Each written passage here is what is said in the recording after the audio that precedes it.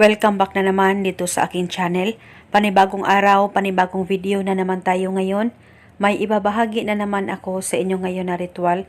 Ito'y simpleng gabay at simpleng pamamaraan at ito ay makakatulong sa inyo.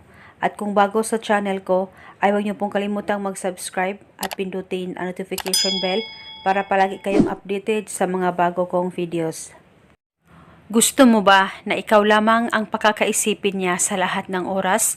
Yung para bang ikaw lang talaga ang laman ng kanyang isipan kahit anong busy niya at talagang hindi siya titigil sa kakaisip sa'yo? Gawin mo lamang itong ritual na ituturo ko sa inyo. Dapat kayo ay palaging naniniwala sa mga ganitong pamamaraan. At pwedeng gawin itong ritual sa kahit na anong araw o oras.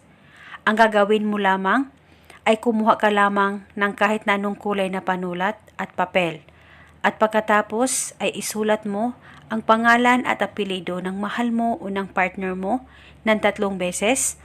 At pagkatapos ay i-roll mo itong papel.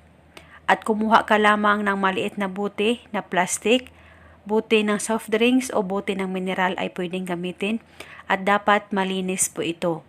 At pagkatapos ay ilagay mo lamang itong papel na ni-roll mo sa bote na inihanda mo. At pagkatapos mo nang malagay ito, hawakan mo ang bote, ilapit ito sa bunganga mo at ibulong mo lamang ang mga salitang ito. Pangalan at apelyido, ikaw ay hindi titigil sa kakaisip sa akin. Ibulong mo lamang ito ng 3 beses. At pwede ka magdagdag ng hiling, wala pong problema. At pagkatapos ay itago mo na itong bote sa damitan mo o sa safe na walang makakakita at makakaalam. At huwag niyo po itong takpan.